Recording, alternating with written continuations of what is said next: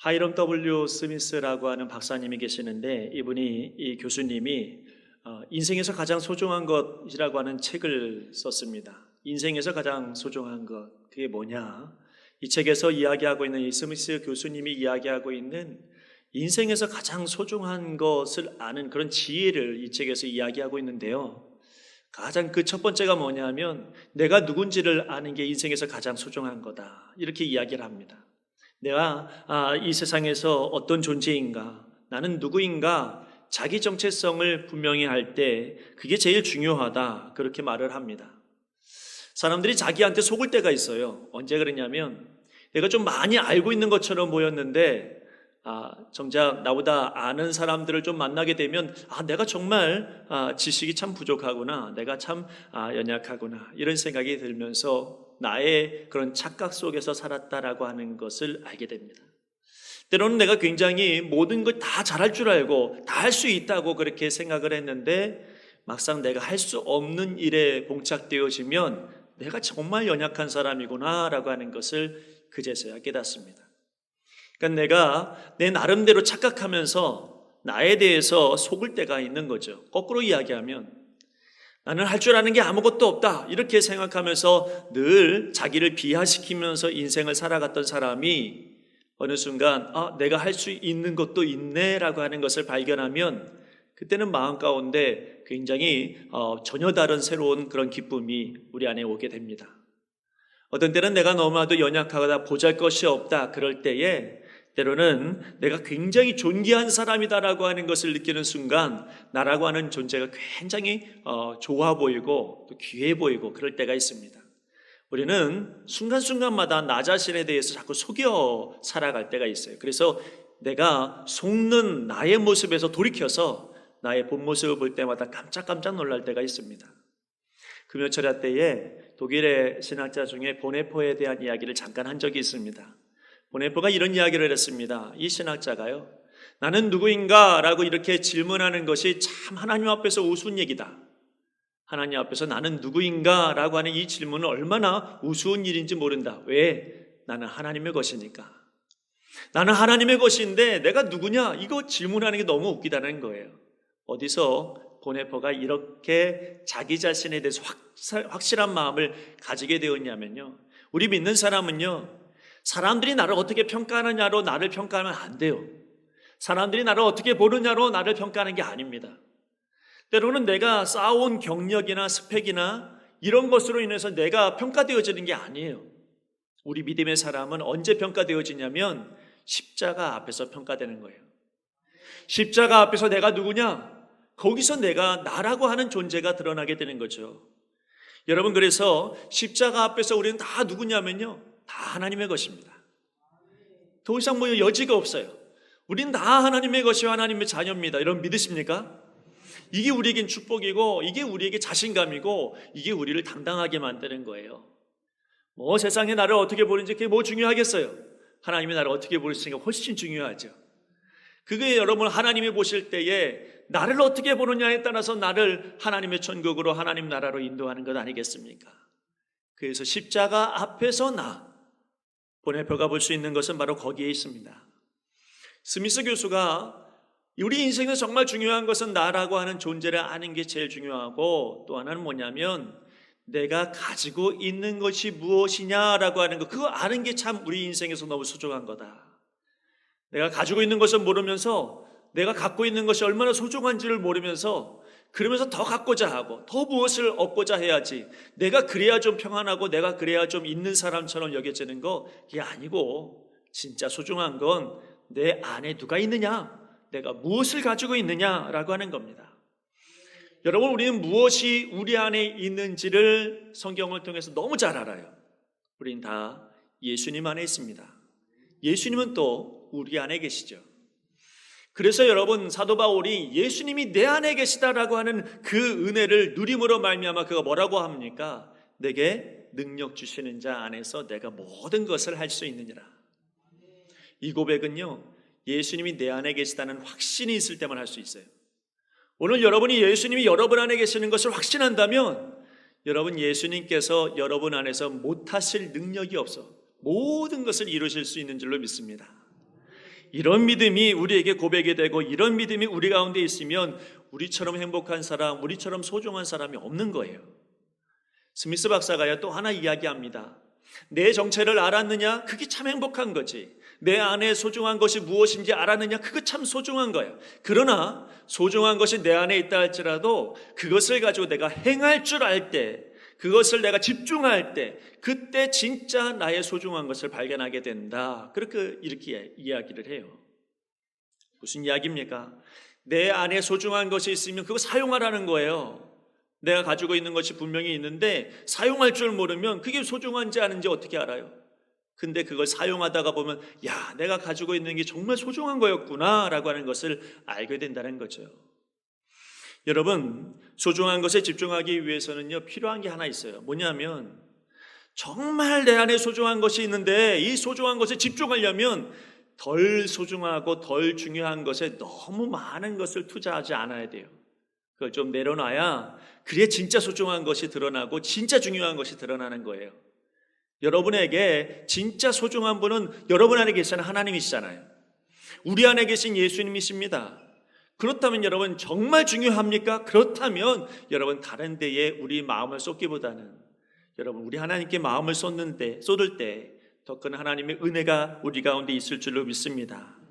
사람들이 이것을 알면 너무 좋을 텐데 내게 소중한 것이 이것이다 라고 하는 것을 알려주면 그럼 여러분 이걸 알고 살아가면 참 좋을 텐데 내게 소중한 것이 무엇인지 모르며 살아갈 때가 있어요. 그래서 여러분 이런 사람들은 어떻게 살아가냐면 그렇게 소중한 걸 모르며 살다가 보니까 인생이 나태해져요. 그렇게 소중한 것에 집중하지 못하며 살아가다 보니까 우리가 인생이 시간이 흘러가는 대로 살아가는 것처럼 느껴질 때가 있어요. 때로는 여러분 우리의 시간들이 허무하게 느껴질 때가 있고 이렇게 살다가 말겠지라고 하는 체념하는 그런 인생으로 우리의 인생을 소비할 때가 있습니다. 이런 사람의 특징은 뭐냐면요, 모든 것을 볼 때마다 변명이 이렇게 많아요. 뭐 이래서 변명 저래서 변명. 여러분 우리가 나태해지고 느긋해지고 게으르지고 그리고 이 세상에 속하다가 보니까 그러니까 여러분 내가 이래서 기도 못하고 저래서 기도 못하고 저래서 예배 못 드리고 이러면서 변명거리가 얼마나 많은지 몰라요. 우리 안에 소중한 분이 예수님인데 우리 안에 함께 계시는 분이 하나님, 이 하나님이 얼마나 소중한 분인 거 우리가 알겠는데 그렇다면 여러분 우리가 그런 하나님 앞에서 기꺼이 내려놓을 수 있는 그 변명거리를 내려놓는 사람이 아니라 하나님의 사명을 알고 있는 목적을 알고 기도하며 믿음으로 나아가는 사람이 되는 은혜가 있기를 간절히 바랍니다. 이거 잊어버리면요 우리가 어떻게 되냐면 무기력해져요. 신앙이 무기력해진다는 것만큼 참 불행한 게 없어요. 신앙이 무기력해지면요 여러분 우리 인생에 소중한 것 없이 그냥 그렇게 살아갈 수밖에 없죠. 근데 여러분 하나님께서 우리를 사랑하시는 증거를 저는 한 가지로 봅니다. 하나님께서 정말 우리 사랑하신다라고 하는 그 증거가 뭐냐? 하나님 우리 포기하지 않는다는 거예요. 하나님께서 우리를 포기하지 않는다는 것만큼 하나님께서 우리를 사랑하시는 증거가 없어요. 우리 사랑하지 않으면 포기해버리고 내버려 뒀겠죠. 근데 우리 하나님 우리를 사랑하시니까 우리 신앙생활 하는데 무기력하게 그냥 내버려 두지 않아요. 때로는 여러분 우리가 과거만 붙잡고 그렇게 변명하면서 오늘을 살아가도록 우리 하나님 그렇게 내버려 두지 않습니다. 때로는 여러분 열정을 다 잃어버렸는데 그렇게 열정 잃어버리고 살아가도록 우리 하나님 내버려 두지 않아요. 우리 하나님 포기하지 아니하시는 하나님, 우리 하나님 끝까지 우리를 인도하시고 방치하지 아니하시는 하나님, 그 하나님이 우리 하나님이시기 때문에요 여러분 이 땅 가운데 십자가지로 오신 거예요. 십자가라고 하는 게 다른 게 아닙니다. 우리를 방치해 두지 않으려고, 우리를 여러분 포기하지 않으시려고 우리 하나님께서 직접 이 땅에 내려오셔서 죽으신 거예요. 여러분 그러므로 우리가 하나님의 은혜를 생각하면 방치된 인생이 아니라 하나님께서 언제나 우리를 돌봐주시는 것을 잊지 마셔야 됩니다. 여러분 그래서 우리 하나님께서 우리를 방치해 두지 않고 우리를 포기하지 아니하시고 우리가 좀 느긋해지고 게을러지고 하나님 앞에 조금 나태해지고 이럴 때마다요 우리 하나님 포기하지 아니하시고 우리에게 표적을 보여주실 때가 많아요. 그 표적이 때로는 사인으로 우리에게 알려주시죠. 무슨 이야기입니까? 왜 하나님이 우리에게 사인 보내주신 줄 아세요? 소중한 게 뭔지 다시 알라고, 내가 어떤 사람인지 다시 알라고, 다시 우리에게 소중한 게 무엇인지를 보여주시기 위해서 우리 하나님께서 우리를 포기하지 아니하시고 표적을 보여주시는 거예요. 마태복음 말씀이나 마가복음, 누가, 요한복음 말씀에 보면 예수님께서 이런 말씀을 하신 적이 있어요. 이 악한 세대에게 보여줄 표적은 요나의 표적밖에 없다, 이렇게 말씀하시죠. 왜 하필 요나의 표적일까요? 여러분, 사람들이 하나님이라고 하는 것을 잊어버리면서 살아가요. 그거 하나님께서 방치해두면 안 될 것 같으니까 우리 예수님께서 보여주신 표적이 뭐냐면 요나의 표적, 우리 하나님 능력의 하나님. 사람들이 능력의 하나님을 자꾸 잊어버리니까, 부활의 하나님을 잊어버리니까요, 우리 예수님이 하시는 말씀이 내가 너의 하나님이다, 내가 부활의 하나님이다, 내가 능력의 하나님이다 라고 하는 것을 보여주시는 거예요.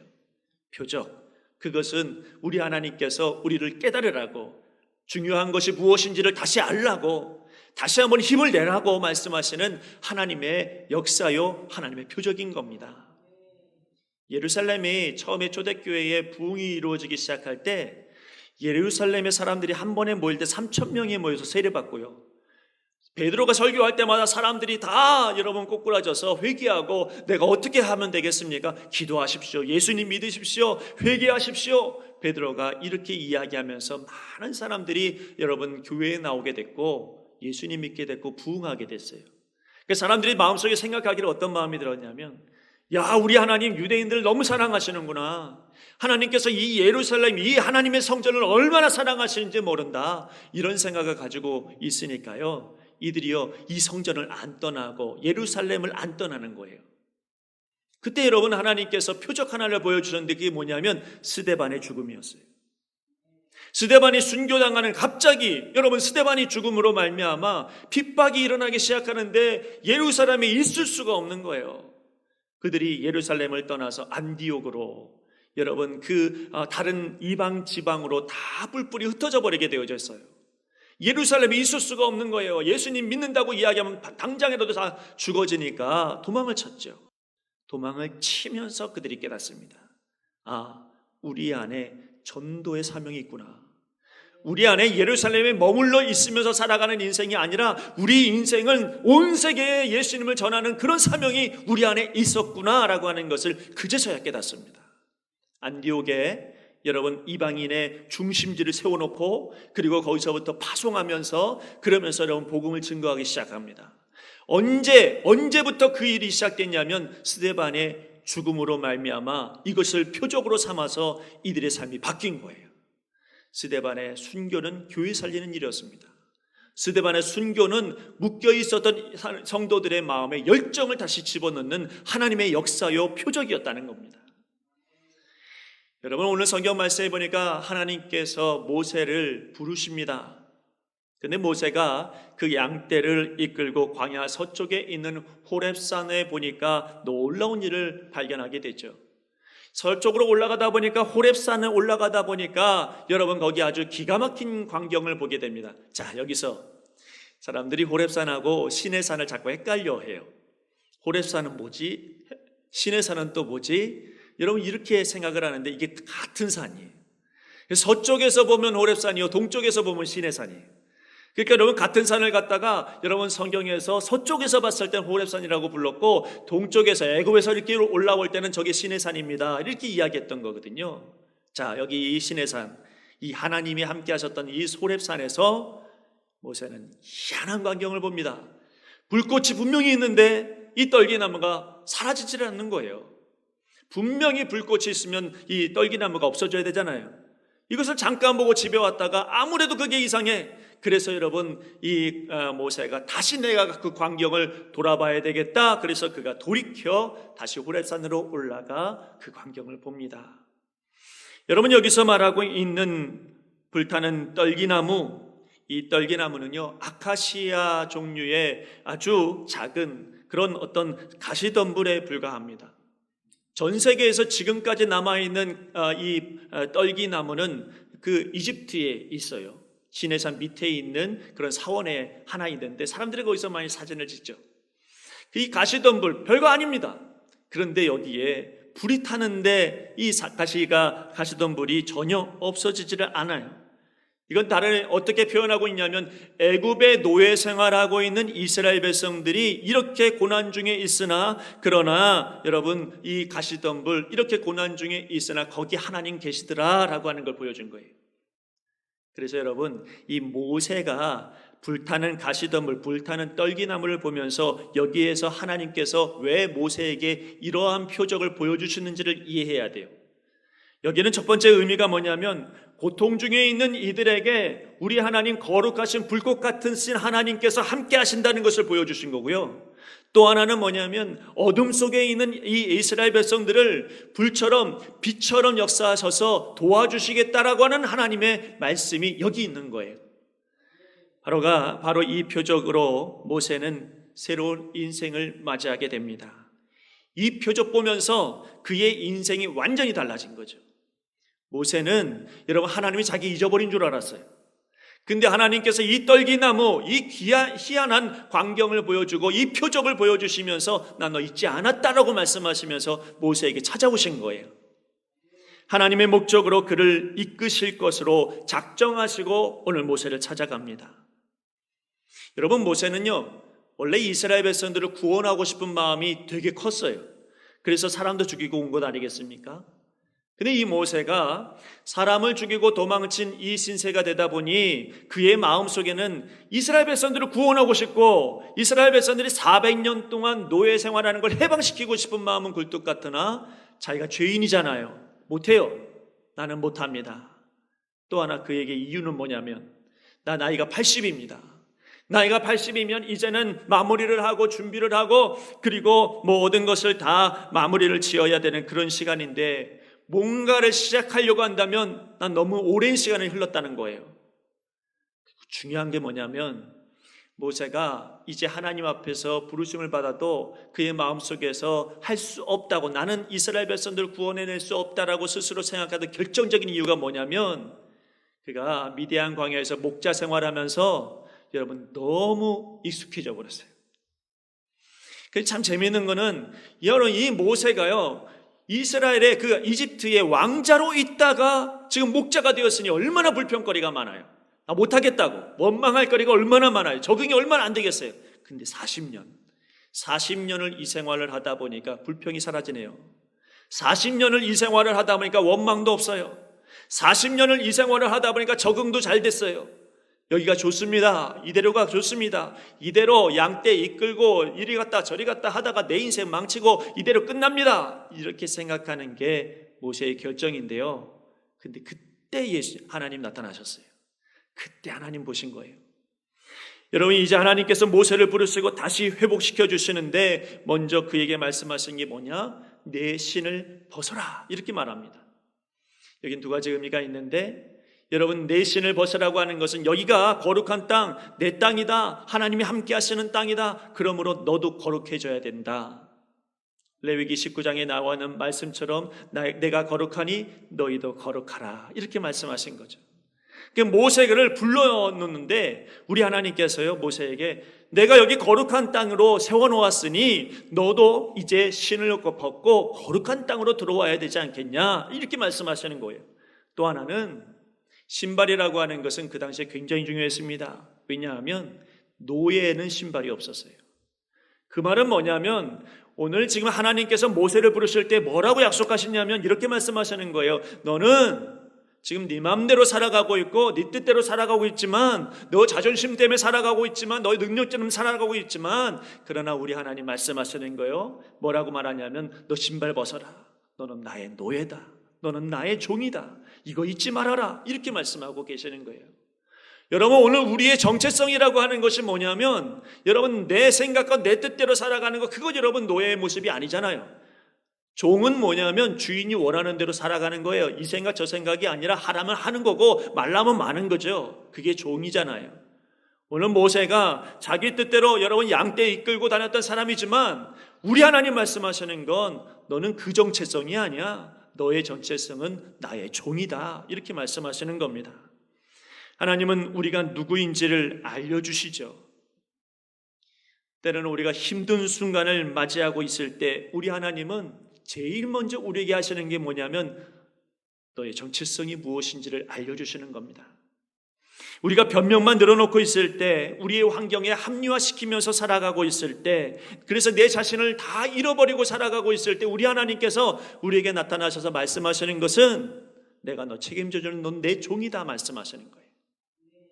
열정도 다 식어버리고 모든 것이 자신이 없어지고 병들어서 또 나약해지고 위축되어져 있을 때 하나님은 마치 불타는 어떤 떨기나무를 우리에게 보여주시듯이 어떤 또 하나의 사건을 통하여서, 때로는 우리에게 주시는 말씀을 통하여서 여러분 우리를 찾아오시는 거예요. 표적으로 찾아오시는 거죠. 너는 내 종이다, 이렇게 정체성을 분명히 하게 하시려고. 그러니 여러분들이 어디서 무엇을 하든지 걱정하지 마세요. 하나님이 여러분 편이십니다. 하나님이 여러분을 나의 종이라고 말씀하신 데는 이미 책임지겠다는 말씀인 거예요. 하나님께서 여러분들에게 여러분 힘들고 지칠 때마다 나타나셔서 하시는 말씀은 뭐냐면 넌 내 자녀야, 넌 내 백성이야, 내 거야, 여러분 이렇게 말씀하시는 거죠. 그래서 진작에 이걸 알았던 요셉은 그가 노예생 보디발의 그런 집으로 들어가서 노예 생활할 때도 그는 살면서 노예로 살지 않았어요. 그는 주의 종으로 살았지. 그는 감옥에서 감옥살이를 하는데도 환경 앞에서 합리화시키는 사람이 아니라 그 안에서도 자기는 주의 종이라고 말하면서 살아가요. 이걸 알았던 다윗은요, 목동이었을 때도 주의 종으로 사자를 쳤고요. 이걸 알았던 다윗은 골리앗 앞에서도 여전히 그는 주의 종으로 여러분 골리앗을 무찔렀어요. 여러분 앞에 있는 골리앗이 있을 수 있죠. 여러분 앞에 있는 거대한 장벽이 있을 수 있습니다. 그러나 여러분, 우리는 문제될 수 있는 많은 일들이 우리 하나님께서 나의 주인이 되시면, 우리 주님이 나의 주인이 되시면, 그게 내 정체성이면 그건 아무것도 아니에요. 여러분, 이 믿음이 여러분에게 있기를 간절히 바랍니다. 이거 잃어버리면요 정말 나약한 인간에 불과합니다. 그러나 이걸 알면 알수록 우리는 어디에서든 능력의 하나님이 우리와 함께 하신, 우리는 주의 종이 되는 거예요. 환경의 지배를 당하여 이것을 잃어버리고 오늘도 살아간다면, 자 여러분, 오늘 여러분 눈을 떠서요 주변을 돌아보세요. 여러분의 인생을 돌아보십시오. 하나님께서 불타는 떨기나무와 같은 표적을 우리에게 얼마나 많이 보여주고 계시는지를 보셔야 돼요. 좋은 일이 됐든 나쁜 일이 됐든 하나님께서 우리에게 분명히 불타는 떨기나무와 같은 사건을 보여주실 거고, 불타는 떨기나무와 같은 말씀을 우리에게 보여주실 거예요. 그것을 볼 수 있다면 우리의 정체성은 분명한 거예요. 우리는 하나님의 거예요. 하나님께서 책임져 주시는 하나님의 사람이 되는 것입니다. 하나님께서는 이미 모세를 80년 전에 나일강에서 건져주시고 공주의 아들로 삼아주셨고 40년 동안 공부하게 하셨고요, 미대한 광야로 보내셔서 40년 동안 리더로서, 인도자로서 살 수 있도록 훈련시켜놨어요. 모세는 몰랐지만 하나님께서는 모세 세우시려고 80년 고생하신 거예요. 여러분을 세우시기 위해서 하나님께서 얼마나 많은 시간들을 투자하시고 얼마나 많은 시간들을 여러분 소비하고 계셨는지를 아셔야 됩니다. 왜 그랬겠어요? 하나님 우리 쓰시려고, 하나님께서 우리를 하나님의 도구로 사용하시려고 우리를 부르신 것입니다. 모세는 몰랐어요. 하나님이 자기를 잊어버리고 있는 줄 알았어요. 40년 동안 열심히 여러분 목양 생활을 하고 목동 생활을 하면서 하나님이 자기를 잊어버린 줄 알았어요. 근데 하나님께서 오늘 불타는 떨기나무를 보여주시면서, 표적 보여주시면서 나 너 잊지 않았다, 내가 너의 하나님이다, 난 너와 함께 할 것이다, 넌 내 종이다, 이렇게 말씀하시면서 찾아온 겁니다. 이제 하나님께서 여러분 그에게 원하시는 것이 뭘까요? 네가 가지고 있는 것이 무엇이냐 질문합니다. 그때 모세가 가지고 있는 건 지팡이밖에 없었어요. 지팡이밖에 없습니다. 지팡이입니다. 여러분, 이 모세는 하나님께서 너 이스라엘에 가서 내가 너를 구원자로, 또 이스라엘 백성들을 구원낼 만한 사람으로 내가 너를 쓸 거야, 이렇게 말씀하실 때 모세가 이것을 믿지를 않습니다.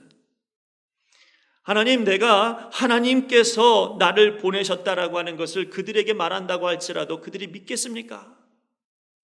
하나님이 나와 함께 하시는 것을 내가 어떻게 믿을 수가 있겠습니까? 라고 이렇게 그가 여러분 계속해서 볼멘소리를 할 때 우리 하나님 말씀하십니다. 네 손에 뭐 들고 있니? 지팡이 들고 있습니다. 지팡이 불고 별 볼 것 없지? 그러나 그 지팡이와 내가 함께함으로 인하여서 내가 너와 늘 동행할 것이다. 지팡이의 능력대로 지팡이가 역사하는 힘, 그건 어디서 나오냐? 너와 함께하는 내가 함께 있으므로 이 일들을 진행할 것이다 말씀하시는 거예요. 그러므로 우리 하나님께서 말씀하시는 건 뭐냐면 네 손에 무엇이 있느냐라고 하는 이 말씀의 결론이 뭐냐면 너와 함께하고 있는 내가 제일 중요한 거야. 무슨 일이 있어도 어떤 환경이 있어도 너와 함께 있는 내가 최고로 중요한 거야. 오늘 여러분 하나님께서 모세에게 말씀해 주시는 겁니다. 자신의 삶에 익숙했던 모세에게 하나님은 그의 정체성이 하나님의 종이라고 하는 것을 알려주십니다. 그리고 이제 모세에게는 가장 소중한 게 뭐냐면 하나님을 믿는 것이라고, 내가 너와 함께하는 것을 믿는 것이라고 말씀하십니다.